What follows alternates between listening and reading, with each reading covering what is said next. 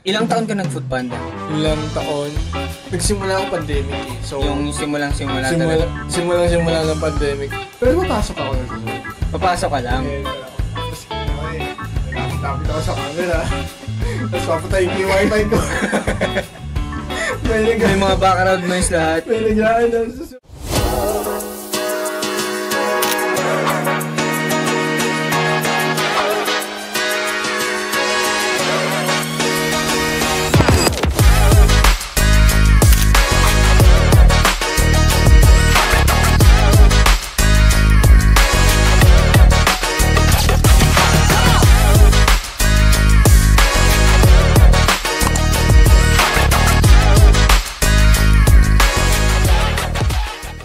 Yes! Welcome again to another new episode ng Ballet Podcast, kung saan hindi lang basta kwento about ballet shows or ballet performance sa pag-uusapan natin. Pag-usapan din natin ang mga kwento ng mga ballet dancers sa likod ng stage, sa studio, yung mga drama, comedy, action, whatsoever. From Tito Trauma, Sayaw mo? chika namin. Yes! So, pare, kamusta? Medyo parang malamya ka today ah. Hindi tayo malamya, inaantok lang tayo. Inaantok lang kasi malamig ang Medyo panahon. malamig ang panahon, tag-ulan kasi yun. Kaya ka pala naka-jacket ngayon. Oo, syempre. Yun ang food panda, pare. Saan mo ba nakuha yan? Ito, nakuha ko to nung nagpo-food panda ako during pandemic. Pero ano, Ano? magkano yan? Ito. Mga 3 plus to. Kasi ito, nakukuha lang to kapag member ka ng Food Panda. Hindi, meron ka bang points na, o cash yan? Hindi. Or freebie, ganun? Ito, points to. So, dami ng beses ko nang nag-deliver. Bawat deliver kasi namin, may makukuha kang points. Ilang taon ka nag-food panda? Ilang taon? Nagsimula ako pandemic eh. So, Yung simulang-simula talaga? Simulang-simula ng pandemic. Kailan ba nagsimula pandemic? March? February? March yun eh. March. Alam ko March, nag-lockdown yun. Ganyan, March 2019? 2020. Tapos ngayon nag-food panda, hindi ka naman nag-food panda. Ngayon hindi na. Yung account, kasi alam ko, kasi nag-food panda rin ako. Talaga. Yung account niyan, nasa iyo pa? Nasa akin pa rin. Nasa akin pa rin. Pero ginagamit ng tatay ko. In case lang din, no? Na magkaroon ulit ng bagong pandemic and sana wag naman. Wag naman, pare. Ganun. So, yun. Ako, mga siguro 3 years. 3 years to 2 years ako. 2 to 3 years akong nag-food panda. Kamusta naman? Naka-raos naman? Oo, malaki ang naitulong din sa akin ng food panda during ng pandemic. Kasi di ba may shifting yan? May shifting, yes. Tuwing kailan ka bumabiyahe? Bumabiyahe ako every after ng klase, ng ballet class. Hindi na kasi nagbabalay nun eh. Pero anong oras ba kayo natatapos nun? Hindi kasi ang simula pa rin ng class namin nun is 10:30. Same pa rin. Same pa rin. So 1 hour lang siya. So matatapos siya ng 12. Ganyan. Tapos after nun, yun na, doon na ako babiyahe. Ang biyahe ko naman mga 1 p.m. Hanggang gabi na yan. Hanggang gabi na. Kasi hindi ko naman hinahabol yung oras. Kasi di ba parang ikaw naman yung pipili ng oras mo din? Ang hinahabol minsan nga 2 hours, 3 may 2 hours ba? Or 3 hours? May 2 hours, 2 to 3 hours, ganyan. 3 tas 5. Hati-hati kasi yan eh. Kunyari, 2 hours muna yung una mong shift, tas sunod mo 3 hours. Depende. Basta diba, ang alam ko pa, max niyan, 10 hours lang eh. Oo. Yun yung natatandaan ko eh. 10 hours na yung pinaka-max nito. So yun, paano, kasi syempre sinabi mo, nagbabalik ka, tapos, kamusta naman yung ballet mo nun? Parang, may mga rehearsal ba kayo doon, ganun? Wala kami rehearsal nun, talagang purong class lang. Kasi nga, unang-una, wala rin pagpa-forman. Yan, hindi, pero, pandemic. may Zoom naman diba na show? Yes, may Zoom, oo. Pero, parang hindi pa siya nun, ganun, naiisip. O nagagawang idea na pwede mag-perform through Zoom. May tanong lang ako. Sige. Kasi 'di ba, kasama ako doon eh. Before mag-pandemic, talagang parang aalis pa tayo noon. Parang may mga plano pa ata na out of the country. Meron tayong noon eh, dapat na tour na 5 countries ata, Asia tour. Tapos excited tayo doon. Then, nagka-pandemic. Boom, pandemic. Ano yung naging epekto sa'yo nung pandemic bilang ballet dancer? Malaki din. Unang-una, syempre, when it comes to salary. Malaki yung naging epekto. Ganyan. Tapos, training din, training-wise. Unang-una yung space. Sa bahay kasi yun eh. Sa bagay. Ganyan, so masikip. Ganyan. Pero may nagagalawan pa rin, no? Pero, masikip. Ganyan. Tapos tiles pa yung lapag. So, syempre, meron pa ring jumps. Pero talagang yung sa tiles lang. Yung first jump lang. Naka-styles pa kayo nun? Naka-tiles ako nun. So, talagang, pero sinasabihan naman kami nun nila, Ma'am Liz, Teacher Lopes na mag-ingat, ganyan. Sir Shaz, ganyan. Tapos, syempre, since maliit yung space, hindi ka pwede mag-big jumps, ganyan. Parang nagbumark lang. Para kaling daily sa loob ng lata. Sardinas. Yes, sardinas sa loob ng lata. Dilis. Pero bakit? Mas maliit yung dilis eh. Sige. Pero, syempre nakapag-ballet pa ako nun eh. Ikaw, kamusta naman nung ballet ng pandemic? Pandemic kasi, nung nag-hit yung pandemic, kala kasi natin 1 linggo lang. Oo, pare. Akala ko, tuwa rin ako doon. Sabi ko, yes, pahinga rin 1 linggo. Pahinga. Tapos may announced. 2 weeks. 2 weeks. Yan. Tapos, 3 weeks. Kinabahan na ako no 1 month. Sabi ko, walang pera. Walang gagawin. Walang shows, ganyan. So, umabot na ng 6 months, ganyan. Yung una nakakatuwa siya. Tapos habang tumatagal. Kasi pahinga eh. Habang tumatagal. Kinakabahan ka na, no? Kinakabahan ka na eh. Parang napapakamot ka na sa ulo. Parang may mali na. Hindi na tama to. Oo. Ganoon. Tuwa ka kasi. Pahinga ka nga eh. Diba, nung wala pang pandemic, gusto ko magpahinga lang isang buwan. Ngayon, nung nagka-pandemic, gusto ko na gumalaw. Ayan. Wish granted. Isang linggo lang yung, naging 1 linggo, naging 2, naging 3. Ikaw, kamusta yung balance sa'yo nun? Siyempre, pareho lang din naman ng every dancers. Nagkaklas sa bahay. Pero, tumigil din ako nun. Okay. Kasi, napag-isip-isip ng pamilya namin na mag-aral na lang ako.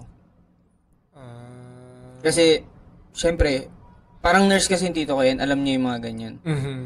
So, bale, parang napag-isip-isip nga nila na mag-aral na lang kasi nga baka daw tumagal, baka hindi daw natin alam kung hanggang kailan pa yan. So, mas maganda and make sure na mag-aral na lang. Mag-change muna, mag-focus muna sa aral. And hindi naman din talaga, financially, mahirap din talaga siya. Oo, buong mundo yung tumigil. Pero, syempre, thanks to Ma'am Liz, meron pa rin kayong allowance, di ba? Kahit pa paano. And nakakatulong din siya sa mga dancers nun, nung pandemic. So yun, nagtuloy ako ng pag-aaral nun. And then, nawalan na ako ng balita tungkol sa ballet.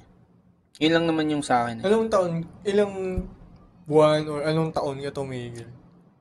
Ng ballet? 2020. Pandemic din. Mga siguro, nung nag-hit yung pandemic, mga siguro 5 months pa or 4 months bago ako tumigil talaga. And yun, nagsabi naman ako kala Ma'am Liz na titigil muna. Yun yung, pinapabalik pa nga ako ni Sir Shaz nun eh. Sabi niya bumalik daw ako. Kasi syempre, parang buo na rin yung isip ko nun na mag-aral na lang muna. Kasi hindi mo alam kailan titigil. Yes. Parang ang nangyari kasi, mas sinunod ko muna yung family side ko. Kasi syempre, pamilya yun eh. And parang nasa isip-isip ko na din nun na mag-aral eh. Yun, medyo mahirap din siya kasi nga, Zoom, yung aral, and ano ang tawag sa nun? Online. Hindi, meron pa may binibigyan kayong papel, ganyan. Ano papel? Bibigay yung papel sa inyo. Modular? Modular yun. Hindi, pero sa amin pure online yun. Pure online. Kasi ako din bumalik din ako ng pag-aaral nun. Nag-grade, basta bumalik ako ng pag-aaral nun. Tapos, ang bala ko sana. Hindi, alam ko na balit. Sinasabi mo sa akin yun eh. Yun nga. So, kasi sila hindi pa alam. So, sasabihin ko lang sige. Ayun nga. So, bumalik ako ng pag-aaral nun. Kasi nga, parang, yun nga rin, hindi rin ako sure. Ganyan. Parang may doubt na rin ako na gano'ng katagal to. Ganyan. At saka, parang tinake opportunity ko na rin siya. Kasi nga, gusto ko rin talaga mag-aral. Since hindi naman ganun ka, yung schedule ng ballet nun. So, grinab ko na. So, at least meron akong time. Modular din yun. So, pumupunta pa ba ng school na pumupunta kami ng pinapa-deliver na? Pinapa-deliver na. So, di ba nag-pandemic, mga ilang months bago mo naisip mag-Food Panda? 1 month. Yung nakaramdam ka na ng... Oo. After ng 2 months. Since lockdown. After 2 months. Ganyan, sabi ko kay mama nun. Hindi ka ba kinakabahan nun kasi ikaw lang yung syempre parang kayong frontliner dyan, di ba? Hindi ka ba kinakabahan nun na pag uwi mo, mayroon ka na? Ay, hindi naman. Kasi, doon na yun eh. So, ang ginagawa na lang talaga namin, kung ano yung ina-announce sa TV, ng gawing ng mga protocols. Protocols, na mag-alcohol, ganyan. Talaga naliligo ako sa alcohol nun. Alam mo, may spray gun pa nga nun eh. Diba? Bumili kami nun, tapos yan. Bago kami pumasok sa bahay, kasi nga syempre si mama, inaalala din namin nun kasi nga, may sakit siya sa puso eh. Oo. Yan, may sakit siya sa puso, ganyan. So, nag-doble ingat talaga kami. Ganyan, ginawa namin lahat ng protocol, nag-alcohol muna kami, tapos hubad ka agad ng suot, tapos lagay ka agad sa labahan, ganyan. Aapoy yan, tapos yun. Binulit ang bagong damit. Pero ano yung para sa yung pinakamahirap na naranasan mo nung binabalance mo yung nagbabalay ka tapos nagfo-Food Panda ka nung pandemic? Andun yung pagod. Kasi nga, natatapos ako sa Food Panda nun, mga 12 na eh. Kasi hindi ko naman hinahabol yung oras. Ang hinahabol ko yung quota ko. May quota? Parang ang goal ko yun, siguro malinis na maka 1K. Malaki pakita nun dun eh. Malinis maka 1K, labas na yung gas doon. Yung pandemic din, kumuha ako ng motor nun. Kasi nga, yun yung requirement dito eh. Biruin mo wala akong motor nun. Tapos wala rin ako lisensya. Wala talaga. Pero nagkataon kasi, bago magsimula yung taon, nung 2020, January 2020, mga December or November 2019, pinilit akong pakuhain ng kapatid ko ng lisensya o motor? Student license. Student. Yun. So parang meant to be talaga siya. Tapos, nung pumutok na tong pandemic, di ba nauso yung parang ngayon ang requirements nila, kailangan meron ka ng driving school. Meron ng parang certificate. Ganyan, bago kanila bigyan talaga ng lisensya. Ganyan. Pero pag nakakuha ka na ng student license nun, diretso na. Pa rin yun, acceptable pa rin. So, yun.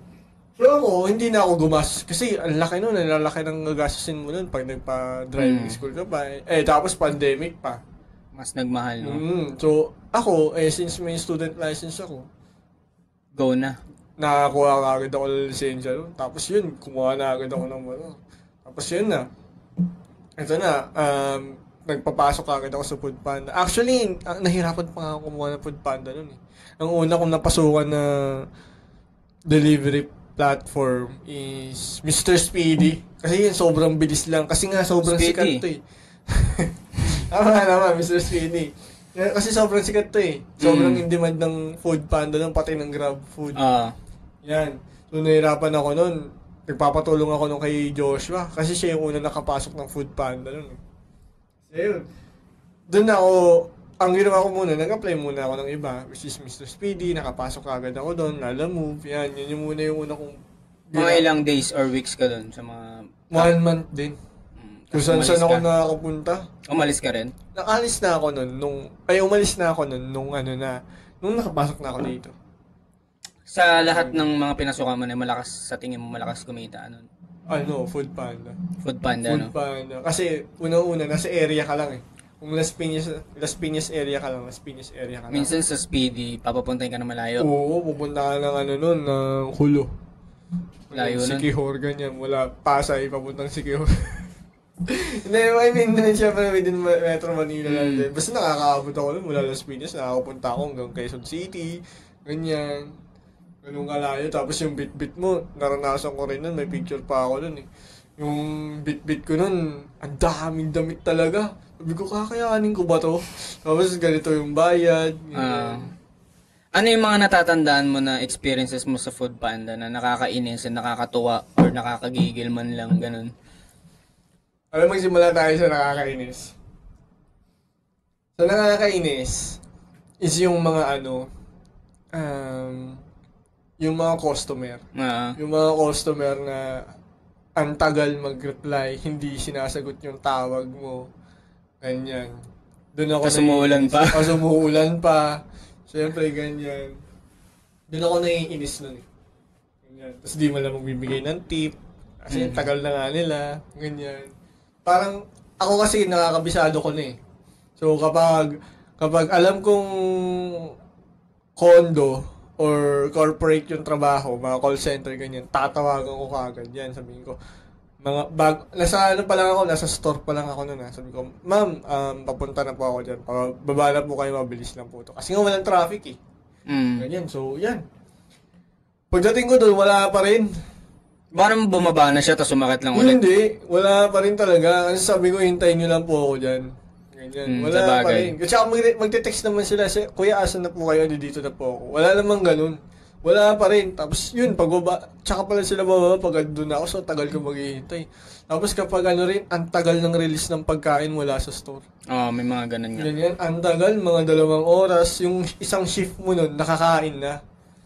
Ganyan. So, imbes na kumita ka ng ganitong halaga nun sa shift na 2 oras, isa lang. So, kunyari, makakapag-deliver ka ng mga 5 delivery sa 2 oras.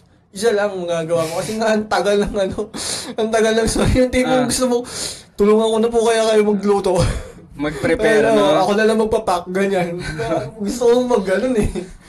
Ganon. Tapos yung mga parkingan, ang daming bawal. Tapos biglang nagkakaroon ng mga one-way. Oo, nagugulat ako nun. Kapag yung mapa, no? Oo. Yun naman yung mga nakakatawang moments ko, pare. Marami ako nakakatawang moments dito sa pag-deliver ko sa Food Panda eh. Unang-una ko nakakatawang moments. Sobrang, hindi naman sa Food Panda pala sa may Mr. Speedy. Sobrang bago ako nun. Sabi sa akin, download ako ng Waze. Yung pala, siniset up pala yung settings nun. Hindi ko sinet up yung settings nun. Sinundan ko lang yung Waze. Galing ako ng nun, Quezon City. Tapos sabi ko, uwi na ako ng Alabang. Uwi ako ngayon. Nagulat ako na sa Skyway. Papasok na ako sa Skyway. Wala na akong motor na kasama. Balik ka na. Wala na akong, hindi, nakapasok na eh. Pero hindi pa ako nakakapasok doon sa may tollgate. Yan, malapit na. Talagang onting tollgate na ako. Tapos, pinara ako ngayon. Sabi sa akin, Sir, bawal yung motor dito. Sabi sa akin, ay, ganun po ba? Sorry po, sinusundan ko lang tong Waze. Kasi hindi ka, sinabi mo hindi ka sabi familiar. ko, sobrang bago lang po talaga ako sa delivery platform na to. Sabi ko, pag-deliver, ganyan. Sabi, ganun po ba, sir? Actually, sir, hindi lang kayo nauna. Marami rin talagang, may mga nag-viral pa nga videos ganyan. Talagang nagmumotor sila sa Cavitex, ganyan, di ba? So, talagang hindi lang ako. So, naintindihan naman. So, sabi niya, sige sir, guide ko na lang kayo. Mabait naman yun. So, pinabalik niya na lang ako, ganyan. Sa gilid ka lang? Oo, sa gilid lang ako. Nag-counterflow, pero gilid lang. Talagang ginaid niya ako, pabalik. Tapos tinuro niya, sir, dito yung daan. Tapos, ayusin niyo kasi yung settings niyo, sir. Kasi nakaano kayo eh. Pwede kayong dumaan sa mga toll, mga Skyway, ganyan. Ganyan yung settings niya. Sa Skyway ka napunta? Oo, pare. Papunta na, paangat na ng ganun. Ganyan, oo. Tapos ayun, isa yun sa mga happy memories ko, ganyan. Tapos ano ba? Ito, gusto ko sanang save for the last eh, pero nakalimutan ko yung mga ibang happenings ko eh. Ito, nag-deliver ako, pare. Nag-deliver ako. Sakto kasi, kausap ko yung ex ko noon. Ex-girlfriend ko.